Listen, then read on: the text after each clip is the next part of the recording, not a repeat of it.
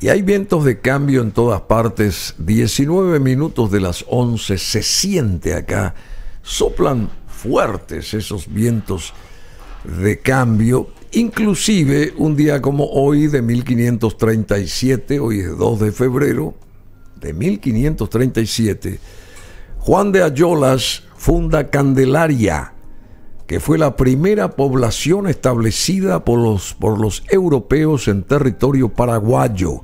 La expedición había salido del puerto de Buena Esperanza el 14 de octubre de 1936 y el 2 de febrero del año siguiente, 1537, arribaron a la tierra de los Payaguáes. Buena Esperanza es Buenos Aires, ¿verdad?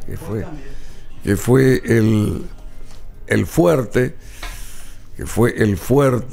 fundado por Mendoza, Pedro de Mendoza, en 1536, funda el puerto Nuestra Señora María del Buen Aire, en donde hoy se encuentra la ciudad de Buenos Aires. Pero en aquel entonces los indígenas de esa región del Plata comieron a todos los españoles, destruyeron todo ese fuerte y se quedó en la nada la intención de Pedro de Mendoza, que tuvo que huir a España enfermo y murió, creo que por el camino, entre paréntesis, de regreso, hasta que en 1580, sí, creo que en 1580, se refunda la ciudad de Buenos Aires por paraguayos que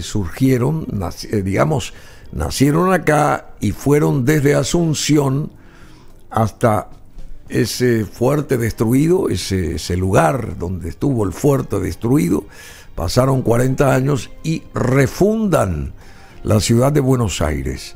Por eso se dice que Asunción es madre de ciudades, porque de acá partieron delegaciones que fundaron Buenos Aires, Corrientes, Santa Fe, Santa Cruz de la Sierra, entre muchísimas más, creo que 60 o 70 ciudades en toda esta región, y en países como Brasil, Paraguay, Bolivia y Argentina. Bueno, vientos de cambio, decía yo, y acá parece que sopló algo fuertemente que beneficia a un señor que luchó fuertemente para hoy conseguir su objetivo después de mucho tiempo. Porque el abogado y ex fiscal Alejandro Nissen Pesolani obtuvo el respaldo de la Corte Interamericana de Derechos Humanos, que falló a su favor, y condena al Estado paraguayo y responsabiliza al Estado paraguayo por la violación de distintos derechos en perjuicio del ex agente destituido en el año 2004, porque supuestamente pasó información de sus casos a la prensa, y eso generó un resquemor para aquellos involucrados que hicieron todo lo posible a diestra y siniestra para descarrilar posibilidades de continuar en su puesto importante y respetado en aquel momento de la justicia al hoy ex fiscal Alejandro Nissen. La Corte Interamericana de Derechos Humanos declaró la responsabilidad internacional de Paraguay por la violación de distintos derechos en perjuicio del ex fiscal Alejandro Nissen Pesolani, quien fue removido de su cargo tras ser denunciado ante el jurado de enjuiciamiento de magistrados por supuesto mal desempeño en sus funciones. Y hoy ese jurado de enjuiciamiento tiene nuevos miembros, muchos de ellos fueron otra vez, reconducidos a sus lugares anteriores, o sea, hacen el recutú seguramente estos señores que ya estaban en el jurado de enjuiciamiento de magistrados, los que están hoy, ¿verdad? Habiendo pasado muchos años de cómo funcionaba este jurado de enjuiciamiento en la época de de Nissen, Pesolani, cuando él estaba ahí como fiscal en el 2004. Pasaron muchos años. La sentencia actual de la Corte Interamericana de Derechos Humanos fue unánime. Responsabilizó a Paraguay por la violación a la garantía de contar con un juez imparcial, por la transgresión al derecho de la protección judicial y por haber violado el derecho de Alejandro Nissen Pesolani a permanecer en el cargo en condiciones de igualdad. Querido amigo, ¿cómo te va? Antes que nada, felicidades, bienvenido. Y a ver, contanos tu historia y cómo te sentís hoy, después de tantos años de lucha persiguiendo este objetivo. Antes que nada, Bruno, muchas gracias por la invitación, por esta oportunidad de que también la gente poco conozca, porque he visto que tuvo mucha repercusión, claro, esta sentencia de una corte internacional como es la Corte Interamericana de Derechos Humanos, ¿verdad? Que funciona en San José de Costa Rica. Funciona en San José, ¿verdad? Pero digo nomás, la gente, recién tuve una entrevista con una radio y... ¿Cómo se llaman las personas que estaban los periodistas? Sí, los panelistas. Los panelistas eran jóvenes, entonces no sabían. No conocían qué es lo que pasó, ¿verdad? ¿Cuántos años pasaron? Y 20 años. 20 años. 20 años. 20 años, sí. Claro. Claro, 2004 estamos... realmente un poquito más, pero lo que es de la demanda en sí, ¿verdad? Es 20 años. Mi gestión un poco antes, ¿verdad? Bueno, pero vamos a historiar un poco y vos me vas a redireccionar la cosa y corregir si de repente cometo gafes, simplemente porque el olvido a veces puede jugarte una mala pasada. Pasaron 20 años, decías. Te sacaron del carril profesional, es así, forzosamente. Porque ¿qué hacía Alejandro, el señor que está con nosotros acá, para aquellos de afuera y adentro del país? Él descubre como fiscal de delitos ordinarios, descubre un montón de anomalías al destapar la olla de vehículos imponentes que estaban siendo usados por autoridades de gran relevancia en aquella época en el país, que eran coches Mau, eran coches robados. Ahí tenemos imágenes así someras, coches robados, tanto qué sé yo, de Brasil, de Argentina, y acá eran utilizados esos vehículos como si hubieran entrado legalmente al país, con todas las prerrogativas y qué sé yo. En la época de González Macchi, del presidente González Macchi, cuyo famoso coche Mau también dio vueltas informativamente el mundo entero, porque el presidente de esa época del Paraguay estaba montado en un auto Mau, y por eso te empezaron a cerrar todas las puertas. ¿Es así? Bueno, Bruno, respondiendo a tu primera pregunta, efectivamente, el destino que yo tuve en la fiscalía fue ese. Me quitaron de la fiscalía, me removieron, perdí mi carrera como fiscal, perdí mi antigüedad, perdí mi jubilación, es decir, me destruyeron económicamente, ¿verdad? Y profesionalmente. Y profesionalmente un tiempo, porque vos pues sos el fiscal echado de la fiscalía. Entonces eso repercute también laboralmente con gente. ¿Quién le va a llevar un caso a un fiscal que le echaron? Salvo los amigos que te conocen, que sí saben que no fue así, ¿verdad? Hay mucha gente en estos 20 años, amiga o no amiga, que entendió lo tuyo y que valoró tu guerra en pos de tratar de limpiar tu nombre. Sí, mucha gente. Increíble, Bruno, después de el martes a las 11 de la mañana fuimos convocados, ¿verdad? Para escuchar la parte resolutiva de la sentencia de la Corte, y duró creo que 15 minutos, 20 minutos que va explicando el presidente qué pasó. Perfecto. El presidente de la Corte. El presidente de la Corte. El teléfono no dejó de sonar desde las 11:25 hasta la noche, ¿verdad? Que son los medios y son amigos, qué sé yo, y después el tema del WhatsApp. Que anoche yo me puse al día recién. Claro, porque a veces uno no puede responder de tantos mensajes, ¿verdad? Resulta que cuando vos manejas tu teléfono de WhatsApp, siempre están digamos... Entiendo. Las personas que deciden con siempre te conectas. Y yo ya respondí todo, dejé así, ¿verdad? Pero había sido que abajo había un listón tremendo, ¿verdad? Y a veces uno no se da cuenta de Entonces pido disculpas antes que nada a esa gente, que hay gente que yo no la conozco, ¿verdad? Que te envían. Mi teléfono tiene todo el mundo y está prendido las 24 horas, 24/7. O sea que a mí no me afecta luego que me llamen ni que me a la madrugada, igual estamos y así en la fiscalía era así mismo, ¿verdad? Era ¿cómo se llama? Con pasión nosotros manejamos Sí, se nota porque sos transparente, sos claro. Decime, ¿cómo fue eso? Para la gente nueva, porque hay mucha gente joven que no estuvo en aquella época hace 20 años. Someramente nomás, relatá lo más trascendente de todo esto. Bueno, ¿qué ocurre acá? Primero quiero decir que yo entro a la fiscalía independientemente, es decir, no tengo ningún padrino, no pertenecía a ningún partido político ni nada. Hasta creo que fue accidental mi nombramiento. Entonces, trabajo en el sector privado, trabajaba desde los 13 años, Bruno. Yo trabajo en el sector privado, nunca fui funcionario público. Entonces esto también hacía fácil mi trabajo y me capacité antes que nada para tomar una responsabilidad tan grande como es ser agente fiscal del crimen, donde tenés que firmar dictámenes y después, bueno, hacer las investigaciones, ¿verdad? Yo recuerdo los primeros dictámenes que me tocaban firmar. Te tiembla el pulso, Bruno. ¿Entendés? Te tiembla el pulso porque vos estás jugando o estás, digamos, manejando la vida de una persona, ¿verdad? Y su patrimonio. Podés meter la pata y estás haciendo un perjuicio enorme.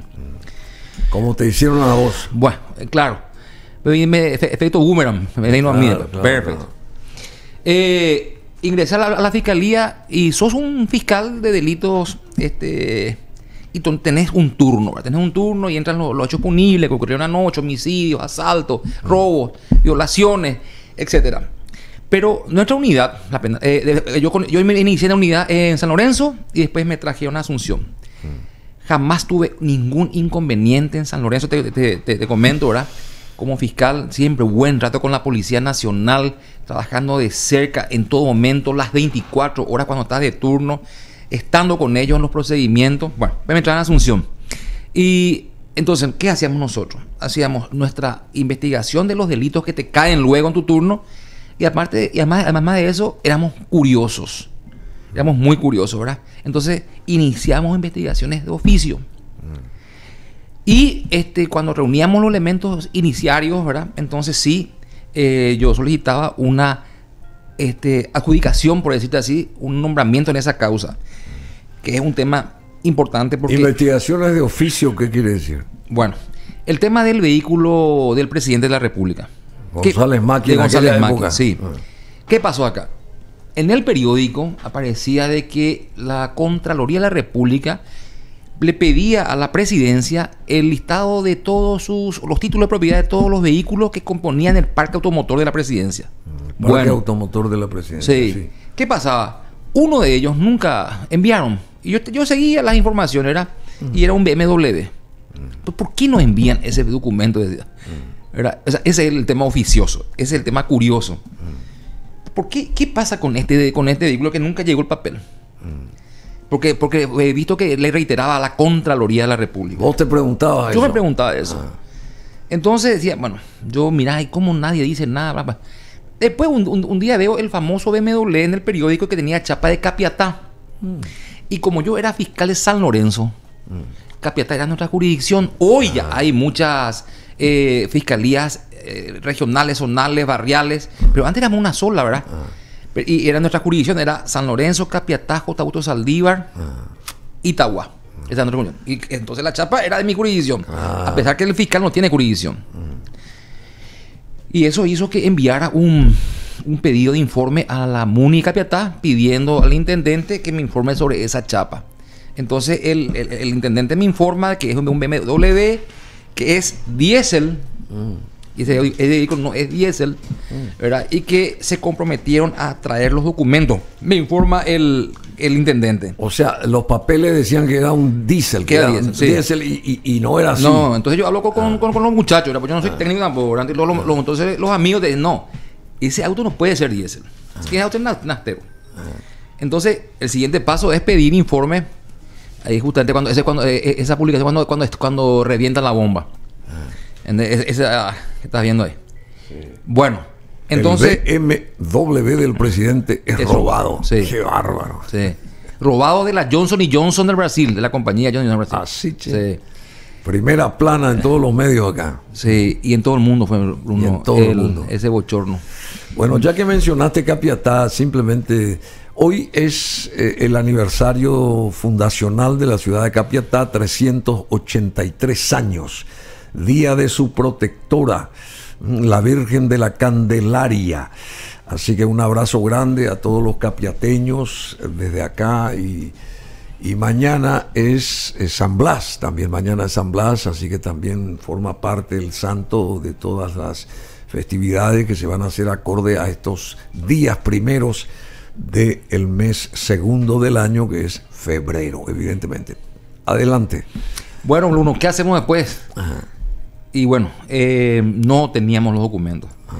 Entonces, con esos datos, con el número de chasis o serial o motor que sí me ponía ahí, que le pertenecía, pedí un informe a la empresa representante, Perfecta, y Perfecta me envía un informe diciendo que ese auto la fábrica desconoce. Sí. ¿Por qué desconoce? Porque estaba todo adulterado el número de motor. Sí. ¿Entendés? Bien, nos estamos aproximando. Y ellos no lo trajeron, o sea, no son responsables. Ellos desconocen, ¿verdad? Ellos desconocen. Sí. La fábrica desconocía. La propia fábrica. Ellos hacen la consulta a fábrica en Alemania, en origen, y le dicen, nosotros no fabricamos ese auto. Entonces, ¿por qué? Porque está todo adulterado el motor. Entonces, siguiente paso. ¿Qué hacemos ahora? Hablo con un amigo que es despachante de aduana, ¿verdad? Muy amigo mío, amigo del rugby también. ¿Se puede mencionar? Se puede, Rubén González Retamoso. A Rubén González Retamoso, sí. Alias el pez piraña. Sí, el pez piraña. Bueno, ¿y qué te dijo el pez piraña? Bueno, entonces me dice, ¿por qué no pedís el despacho de importación y la factura de origen? Mandamos a la aduana ese pedido, la aduana informa, ¿verdad? Y con ese despacho se hicieron 4 vehículos más, ¿verdad? Es decir, se hizo una clonación. Por eso que yo hago esta salvedad y voy a aclarar por qué yo no pude imputarle al presidente de la República. No es que yo le impute, yo no le pude imputar. Porque todos los documentos que amparaban esos vehículos, Bruno, eran documentos oficiales de contenido falso. Bueno, ¿qué pasa? ¿Cuándo comprobamos que tiene el contenido? Examinando la factura de origen. Y te envié un modelo, ¿verdad? No traje la factura del BM, pero sí de otros casos. Entonces, resulta que una empresa en Estados Unidos vendió ese auto. A través del consulado hacemos la consulta y esa dirección que supuestamente figura en el membrete de la empresa vendedora no existe. O sea, la dirección le correspondía a una cancha de golf, ¿verdad? Y la empresa no existía. Entonces, ahí cerramos, bingo. Ah, sí, claro. Bingo. Y ahí entonces yo hablo con el fiscal Aníbal Craverón, cuando eso le explico lo que estábamos haciendo, y entonces, adelante. Él te apoyó. Claro. Sí. Bueno, Luis Caballero Krauer era el presidente en ese momento del... No, era así. Era González Daer el presidente. González Daer. Sí. Óscar González Daer y Luis Caballero es Krauer. El siguiente presidente. ¿Quién es después? El que vino después. Claro, sí. Óscar González Daer era el presidente del jurado de enjuiciamiento de magistrados. ¿Qué hace Óscar González Daer? Ahora entiendo la Biblia. ¿Y después? ¿Qué hace González Daer? Lo que pasa es que ve de que hay un fiscal que está investigando autos robados, ¿verdad? Entonces dice, se me viene en la noche, ¿verdad? Claro. Y se le vino la noche. Ahí está.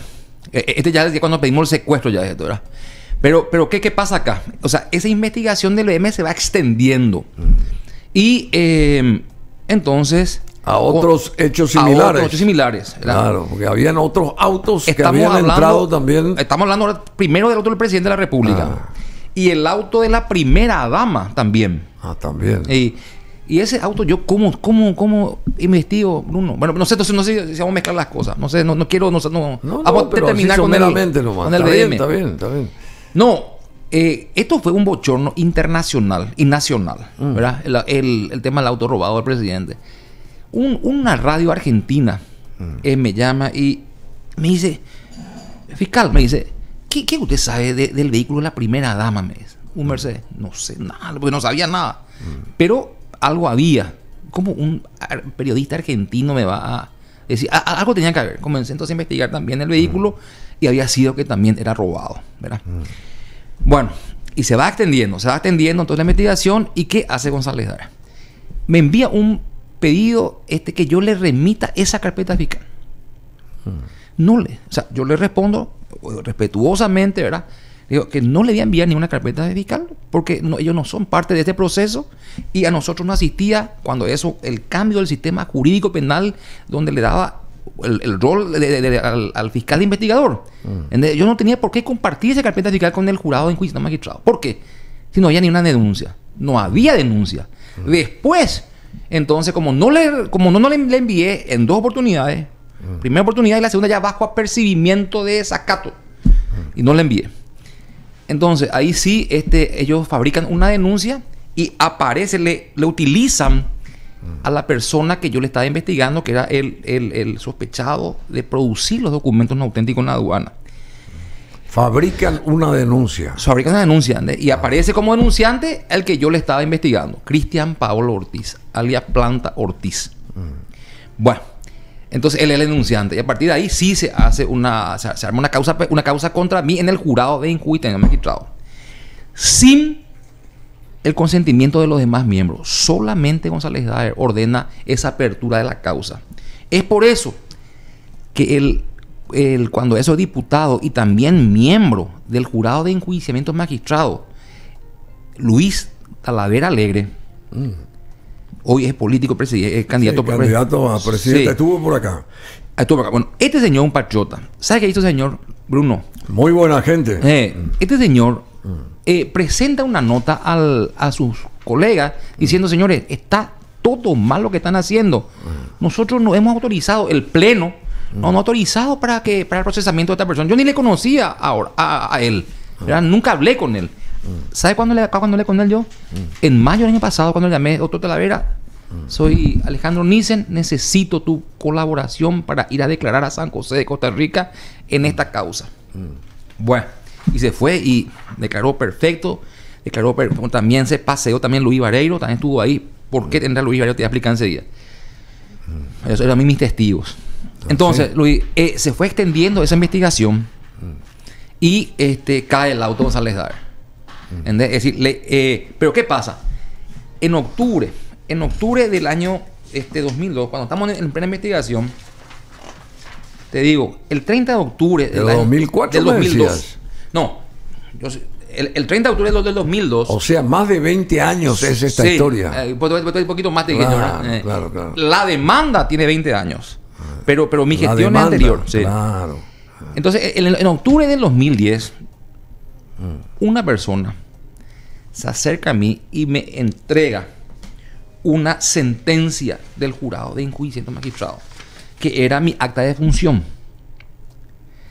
Esa sentencia, yo ya sabía que me iban a echar. Dice, resuelve remover a Alejandro Nissen, ¿verdad? Yo estaba procesado, ya estaba procesado en el jurado. ¿Y eso todo orquestado por Óscar González Daer? Sí, todo orquestado por él. Y tengo la sospecha de quién fue el autor de ese proyecto. ¿Qué sospechas tenés? Un miembro de la corte fue. ¿Sí? Hoy ya no es más. Pero no quiero dar el nombre porque... ¿Conocida? ¿Persona conocida? Sí, miembro de la Corte Suprema de Justicia, fue el proyectista de esa sentencia.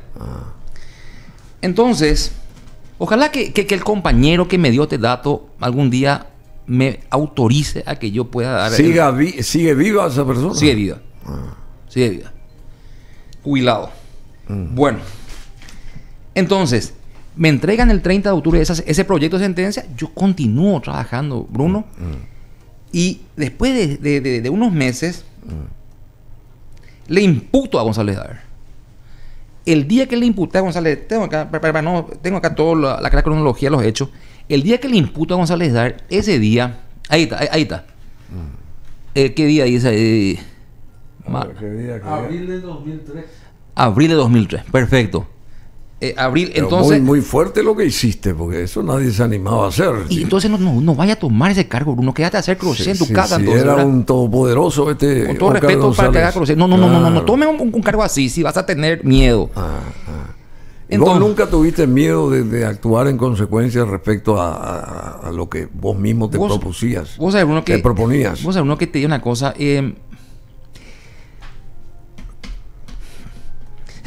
Bueno, Te emociona también esto.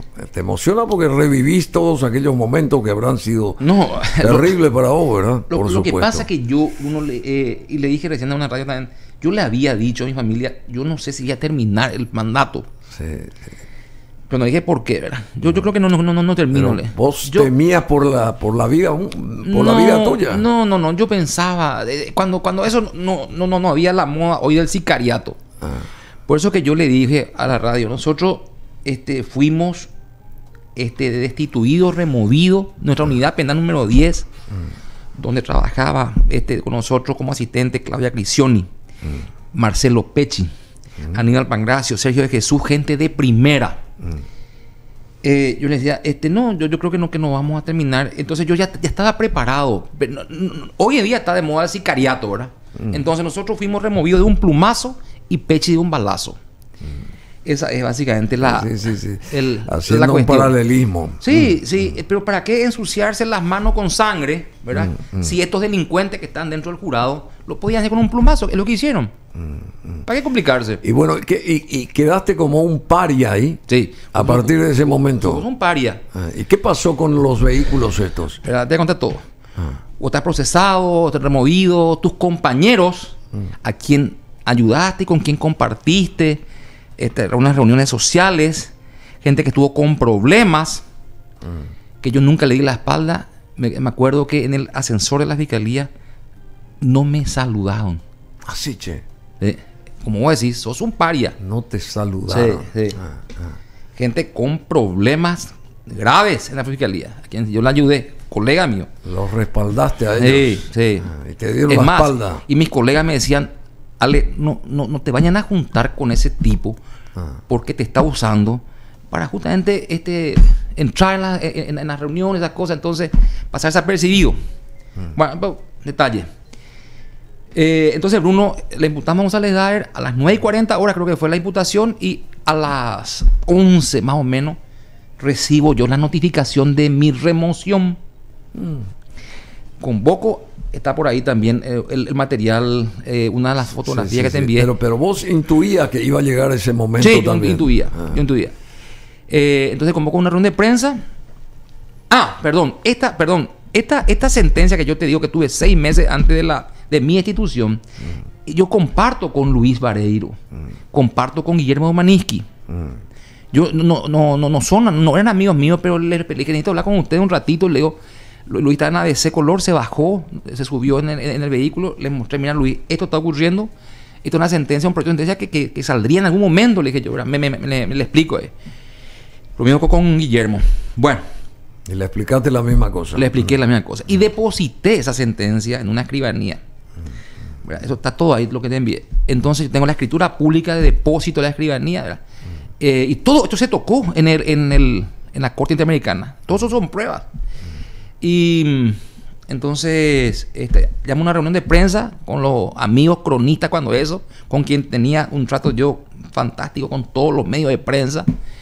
Y vinieron y abrimos el sobre que estaba lacrado, que estaba con la escritura pública, abrimos y comparamos las sentencias, eran las mismas. Eran las mismas sentencias. Las mismas sentencias. Sí, así es. Bien. O sea, este señor al cual vos no lo nombras era uno de los miembros de la Corte Suprema. Sí.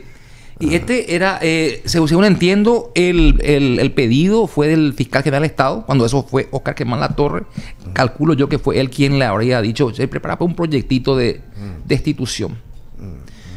Y la persona que a mí me denuncia porque dice que yo le coaccioné, de que yo le imputé por más delitos de lo que él habría cometido. No reconoce cometido, habría cometido, ¿verdad? Que yo, ¿cómo se llama? Incumplí con la presunción de inocencia, con la garantía, etc. Pero, ¿sabe por qué yo soy excluido, removido de la fiscalía, porque dice la sentencia, Nissen es peligrosamente proclive a hablar con la prensa. Ah, sí, claro. O sea, otro hecho totalmente, ¿verdad? Ya la prensa te respaldaba a vos. De la prensa a mí me respaldó. Y te creía a vos. Sí, vos sabés, Bruno, que... judicialmente, digamos. Era la cara buena de la justicia. Más o menos así. Y yo te digo, probablemente, ¿verdad? Sí, hay no, cosas, ya sé, pero hay cosas que yo no dimensiono tal vez hasta hoy. ¿Verdad? Recién yo recibí un WhatsApp y me dice... Bueno, ya sé que te emociona. Bueno, no, pero a ver, tenés que restablecerte. Como gran cosa te dice, pero lo que vos hacías, ¿qué es lo que yo hacía? Yo hacía lo que dice lo que la tenía ley, que hacer, claro. Bueno, el actual jurado de enjuiciamiento de magistrados, eso a nivel informativo para la gente que nos sigue, los que integran este jurado son Jorge Bogarín, Rodrigo Blanco y Óscar Pacielo, integran la mesa directiva del jurado de magistrados de enjuiciamiento de magistrados, al revés, para el periodo 2023-2024. Esto a modo de información nomás, porque hoy justamente salió esto. Y bueno, en fin. ¿Y qué pasa con esto de la sentencia de la Corte Internacional de Derechos Humanos? Bueno. Digamos, ¿qué obliga al Estado paraguayo? ¿Y cómo te nutre a vos después de más de 20 años de lucha, digamos? Porque sí, yo te quiero hacer otra pregunta que creo que es el caracú de toda esta historia. ¿Cómo vos creíste en vos mismo para iniciar esta aventura de tantos años que te habrás sacado de quicio en muchas ocasiones, ir atando caos? ¿Y qué confianza tuviste vos en vos mismo para hoy coronar ese esfuerzo con lo que sentenció la Corte Interamericana de Derechos Humanos? ¿Quién te dio esa fuerza? Porque muchos seguramente se habrán echado a llorar y qué sé yo, y a otra cosa mariposa. ¿Vos supiste desde ese vamos que ibas a conseguir algún resultado positivo y que ibas a revertir la cosa? Son dos preguntas que me haces. Sí. La segunda parte del resultado, vos no sabés qué va a ocurrir. O sea, el resultado de la investigación, vos no sabés. Vos vas investigando, digamos, reuniendo, con actos de investigación, vas reuniendo tu evidencia. O sea, yo no sé los resultados, pero tenés que hacer el trabajo, porque para eso estás. Para eso juraste hacer este trabajo, Bruno. Ese es un tema. Y la primera parte de tu pregunta es...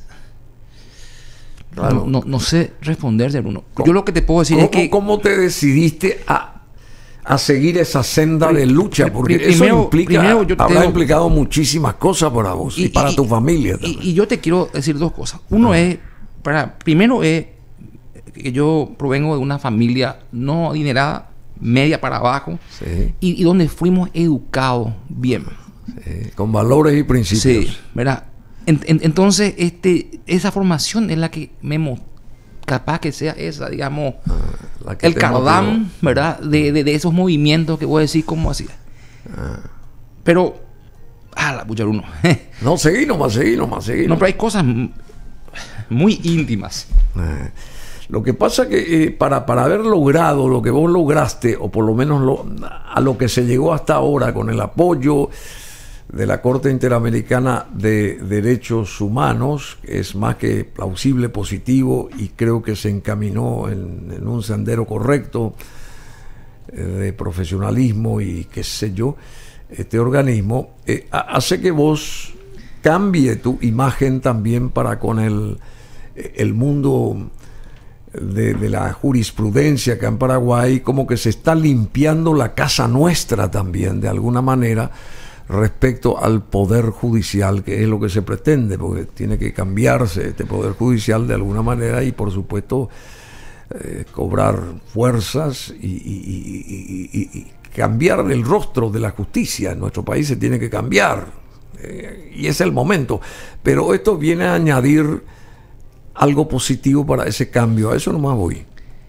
Yo te voy a pedir si podés dar lectura, porque esto que escribí respondiendo un WhatsApp es de las 8:53. Vas a saber quién me envió, pero léelo un poquito y va a responder tu pregunta. Pero de verdad te digo que no sé por qué es tan, ¿cómo te diría?, notable lo que hice, o no me doy cuenta, o no aprecio lo que ustedes sí aprecian. Les sorprende, no sé, en verdad, para mí es tan normal y me siento tan bien haciendo lo que hago, pero igual, mil gracias de nuevo a todos. Anoche con Germán y Marga nos pusimos a responder y agradecer una cantidad de mensajes increíble, cómo la gente ve esta situación, como la que vos me escribiste. Le responde acá el ex fiscal: no quiero ni hacerme el discípulo, pero pareciera que sí están así. ¿Será que Dios no me estaría usando? ¿Cómo quiero que esa remota posibilidad de pelear por una causa justa para que se cristalice la misma sea verdadera? Qué gusto sería, qué gran honor y bendición. Y te podría seguir escribiendo Javier. Javier es el interlocutor. Te podría seguir escribiendo Javier más, pero no quiero cansarte ni aburrirte. Gracias de nuevo por tus deseos, palabras y todo el apoyo que nos dan ustedes, y a través de tus palabras me llega eso espiritual, económico y en todos los sentidos. Vos también sos un empresario bendecido. Yo no sé hacer otra cosa que no sea esta, y hasta de repente temo dejar esto para dedicarme a otra cosa que nos permita mejorar en los ingresos. No sé, no me animo. Marga y yo no somos emprendedores, por eso yo al menos doy gracias a Dios por Hernán y Astrid, que son nuestro contrapeso y que te puedo decir que son muy valiosos. Para despedirme, te voy a contar, o te voy a contar una anécdota que creo que ni a Marga le conté nunca, no sé, no recuerdo, pero te envío un audio para eso. Abrazo grande y gracias por todo. Fabuloso. ¿Y esto cuándo pasó esto? Hoy pasó. O sea, por eso que vos me preguntas. Claro. Y yo dije, tiene dos partes tu pregunta. Claro, ¿cómo vos encaminaste ese dolor interno para tratar de limpiar lo tuyo a sabiendas que no hiciste nada errado, sino que te bajaron la guadaña porque justamente trabajaste honestamente, ¿verdad? Yo decía, no. Bueno, espera. Quiero terminar con la parte procesal nomás para poder entrar en la Corte Interamericana. Entonces, estaba ya removido. Pero ¿qué pasó, Bruno? Esa sentencia yo ataqué a través de la sentencia del jurado de enjuiciamiento magistrado. Yo ataqué a través de una acción de inconstitucionalidad. ¿Qué pasa con eso? La acción de inconstitucionalidad frena los efectos de la sentencia del jurado. Bueno, y todavía podía moverme y trabajar. Todavía. Y seguía trabajando. Entonces, ¿qué ocurre? Hago una intervención en Ciudad del Este, un procedimiento enorme con orden judicial del juez Pedro Mayor Martínez, un capo, juez. Un capo, Pedro Mayor Martínez estuvo por acá. Un capo. Y quiere ser senador también. Es un patriota, ¿verdad? Sí, excelente ser humano y profesional. Entonces, el denunciante me explica a mí cómo se evaden los impuestos, cómo se lava el dinero, cómo se hace el contrabando en Ciudad del Este con relación a todas las mercaderías que provienen de los Estados Unidos. Te aclaró el panorama. Me aclaró el panorama. Y cierta eso medida. Sí. Y la falsificación de marcas, etcétera, todas esas cosas. Bueno. Y es más, yo le digo, señor, acompáñenme y vamos a hablar con el juez. Vamos a explicarle esto para que él me pueda dar la orden judicial. Y así lo hicimos. Entonces hicimos un procedimiento muy grande en Ciudad del Este que también está ahí la repercusión y te digo, enseguida te voy a explicar.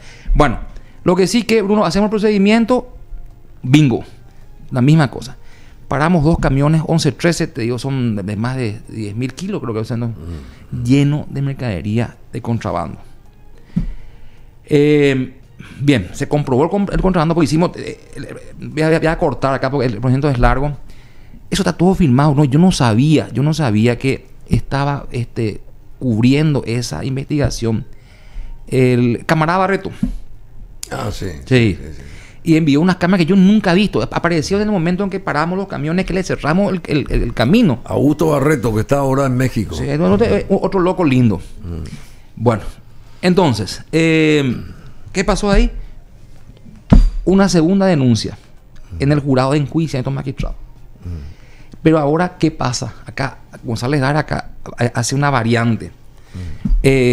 Abren la causa nueva, ¿verdad? Porque me fui a Ciudad del Este, en esta casa ahora. Hay muchos intereses. Se mueve millones y millones de dólares, Bruno, en Ciudad del Este. Entonces estaban enojados todos los paisanos, judíos, turcos, etcétera, que están allá. Muy enojados estaban. Hasta ofrecieron pagar 2.000 reales por mi cabeza. Eso que no vale nada. 2.000 reales, ¿cuánto? Hacen por cambio 1.500. No sé. ¿Cuánto? 3 millones. 3 millones nomás. Bueno, eso me dijo a mí un funcionario de la aduana, que él participó de esa reunión donde se pidió tu cabeza y se iba a pagar eso. Bueno, entonces, se abre esta causa y la variante es ahora solicitar los miembros del jurado de enjuiciamiento magistrado pidieron a la Corte Suprema de Justicia la suspensión preventiva para que yo ya no haga nada. Y la Corte se pidió un viernes eso. Un viernes. La resolución salió un viernes. Para que el lunes... El lunes a las 7 en punto estaba el oficio en la Corte. Sí. Y la Corte hizo un condimento más. Más que suspenderme, también ordenó que no me pagaran mi sueldo. Así. O sea, suspender a Alejandro Nissen sin goce de sueldo. Y te estaban secando ahí. Así, no, y ahí pues ya te... Sí, ¿verdad? entiendo. Bueno, tenemos un minuto, la pucha, Alejandro. poco. Un minuto. Bueno, yo sé que es poco. Pero aquí hoy, por ejemplo, respecto a esto de la Corte Interamericana y su resolución, el fiscal Alejandro Nissen analiza denunciar a quienes lo destituyeron. Dice, vos vas a denunciar a todo lo que destituyeron. Voy a hacer un estudio exhaustivo de esto, después digo por qué. Y bueno, ratifica en el 2004, ratificada esta destitución en el 2004 por la Corte Suprema de Justicia, integrada en esa ocasión por los ministros José Altamirano, Alicia Pucheta de Correa, Raúl Torres Kemser, quien murió en el 2022, Blanco, Sindulfo Blanco, Miguel Oscar Bajac, Basilicio García, Arnaldo Martínez Prieto y María Sol Sucolillo Garay de Bouga. Estos rechazaron su acción de inconstitucionalidad en contra de la medida. ¿Y a quiénes vos vas a denunciar? ¿Podés dar nombres? A toda esa gente. ¿Qué te leíste? Toda esa gente. Pero falta más. A ver, ¿quiénes más? Los miembros del jurado de enjuiciamiento magistrado fueron Marcelino Gauto de Jarano, Luis Caballero Krauer, Esteban Samaniego Alemán, fallecido ya ahora, Francisco José de Vargas, creo que también falleció, sí. Luis Mendoza Correa y Antonio Fretes. Antonio Fretes, sí. Que sigue allá... Sí. Sigue digitando la historia. Estos son las personas que firmaron mi destitución del jurado de enjuiciamiento magistrado. Bueno, entonces, ¿qué pasa, Bruno? Yo digo que esta sentencia es una sentencia prevaricadora, ¿verdad? Y hoy tengo nada más y nada menos que una ratificación internacional. No dice eso la sentencia, pero voy a ver si se reúnen los elementos del tipo penal para hacer esa denuncia y si me ampara a mí ¿cómo se llama? La imprescriptibilidad de los hechos punibles de lesa humanidad. Para que no prescriba. Claro, porque si nosotros estamos hablando de una corte de derechos humanos, quiere decir que estoy protegido, ¿verdad? Por esa corte. Por esa corte, digamos, y también por la imprescriptibilidad de esos hechos. Eso vamos a estudiar bien. Y a ver, y monetariamente el resultado, ¿cuánto es a tu favor de todo esto? Te digo, menos de $350,000. Sí, pero yo creo que ahí sí hubo un... Pero es una tontería. Es una tontería. Después de tantos años de trabajo. Sí, no. El cálculo matemático y financiero que yo no hice, sino que contraté a un economista para que haga. Salía alrededor de $4 millones salía. Sí. Y después me dijo, esto es sin intereses, me dice. Entonces dijimos con el abogado Jacinto Santamaría, a quien le debo yo muchísimas Sí, se porta muy bien Jacinto y un gran profesional también. Sí. Le saludamos desde aquí. Él me acompañó a mí en esta última parte del juicio, ¿verdad? Estuvo conmigo incondicionalmente. ¿Y qué te dijo Jacinto? Buena gente. ¿Qué te dijo? Sí, no, me dijo, mira, olvídate, esos montos, no, de acuerdo a la jurisprudencia de la Corte, no se van a aplicar. Y yo creo que la Corte ahí tendría que hacer un cálculo simple, ¿verdad? Pero vos no hiciste esto por el dinero, vos hiciste justamente para limpiar tu nombre. Dos cosas, Uno, no iba a permitir jamás que estos delincuentes me mancharan mi nombre. Claro, no iba a morir supuesto. tranquilo si yo no tenía, si yo no levantaba, que ahora una de las medidas que ordenó el Tribunal Internacional es que se eliminen todos los antecedentes negativos contra mi persona de todos los entes públicos donde puedan estar ¿Eso registrados. se puede conseguir? Ya está ordenado. Sí, bueno, pero eso del dicho al hecho. No. Paraguay está obligado. Paraguay desde el martes a las 11:20 está obligado a cumplir con esto. Tiene 6 meses para cumplir. Ayer hablé con el procurador, quien él me llamó y yo. Es buena gente el procurador. Es buena gente, sí, muy señor. Buena gente. Buena gente. Y estuvimos hablando al respecto y le dije, procurador, varias cosas. Uno es, antes que nada, agradecerte tu llamado, haciéndose sentir ahí, ¿verdad? Dos, ver si podemos reducir los plazos. Es decir, no esperar un año para un desembolso y no esperar 6 meses para el borrado de un antecedente. Me dijo que sí es posible y de que existía una orden del presidente de la República de que así sea. Ojalá que sea cierto, porque ya he escuchado muchas mentiras. Muchas mentiras. Pero yo, Bruno, antes de esto tuve 250 reuniones. Sí. ¿Verdad? Todas, es decir, quezcas, ¿verdad? Es solamente para llenar los requisitos y los pedidos de la Comisión Interamericana de llegar a una solución amistosa. En una de esas reuniones yo le había dicho, yo quiero mi reincorporación. Rodolfo Barrios es el Procurador General del Estado, muy buena gente. Su padre, el famoso Laurentino Barrios, que es más que reconocido, cardiólogo, muy reconocido. Bueno, se preparó allá hace muchos años en Bélgica. Y su madre es otra señora fabulosa, Margarita Duba Teme, así que él no puede salir mal, procurador que estuvo acá en un par de ocasiones también. Bueno, tenemos que dejarte, Che, porque tenemos otro invitado importante con otros temas que son acuciantes, pero estás invitado para una siguiente ocasión. Bruno, te cierro esto para cerrar la idea. Cuando quieras. Uno, borrar eso no me motiva la parte económica. Borrar eso y otro, es que quede un testimonio, que quede un legado para los magistrados, que yo creo que con esta sentencia... Como una lección de vida. Una lección de vida que ellos pueden también utilizar, los magistrados de bien, que tienen este problema, por lo menos sepan cuál es la hoja de ruta. Este nuevo fiscal general del Estado, nombrado recientemente, que tiene que comenzar sus tareas, creo que en marzo oficialmente, ¿cuál es tu visión de él? Bien, Emiliano Rolón es una persona muy entendida, muy preparada, conocedor del derecho penal de punta a punta, procesal penal también. Yo le deseo los mejores de los éxitos, pero que sea operativo, decidido y que ponga sobre la mesa cuando hay que poner los miembros. Que golpee la mesa. Que golpee la mesa y ponga huevo. Eso yo le pido a él, ¿verdad? Pero una persona que creo que estamos en buenas manos, pero necesitamos esa digamos, decisión que creo que va a ser así, creo que va a ser así. Esa impronta. Sí. Bueno, muchísimas gracias, Alejandro. Es tu casa esta, podés venir las veces que quieras. Y el avance de esto ¿cuándo se cristaliza en todo su esplendor esta historia de San José de Costa Rica? ¿Cuándo se va a cumplir? Ahora comenzamos. ¿Cuándo se va a cumplir? Ahora comenzamos con la última etapa que se llama, por decirte, la ejecución de la sentencia, ¿verdad? 6 meses. O sea, ya hay reconocimiento a tu favor, sí. ya hay respaldo a tu favor. Sí. ¿Y qué más faltaría para que se cierre el círculo? Voluntad política. ¿Y sabe cómo es eso, Bruno? Hay una comisión, me explicó el procurador ayer.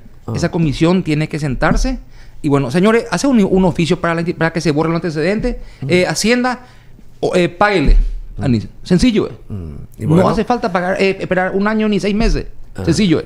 Y según el procurador, hay voluntad de la presidencia que sea así. Pero ya escuché ese disco muchas veces. Muchas veces. Y bueno, y con esos 300, casi $50,000 vas a comprar el coche de González Maki. Le voy a pagar a Jacinto. No, el coche de González Maki, o sea que recuperamos. ¿Existe todavía ese coche? Sí, la persona procesada en aquella causa devolvió el coche a la presidencia de la República en las mismas condiciones que un auto blindado, calculo que estará ahí, en el parque automotor, ¿verdad? Calculo que seguirá ahí, no sé si se vendió o qué. Nunca escuché que hubo un remate de ese auto, ¿verdad? Entonces debe estar ahí. Pero voy a pagar toda mi deuda. Tengo que pagar 250 asaditos que piden los muchachos, ¿verdad? Sí. Bueno, vamos a estar en alguno de ellos, entonces. Ya te digo, yo llevo el carbón. Bueno, muchas gracias, Alejandro Nissen Pesolani. Aquí está Procol Harum.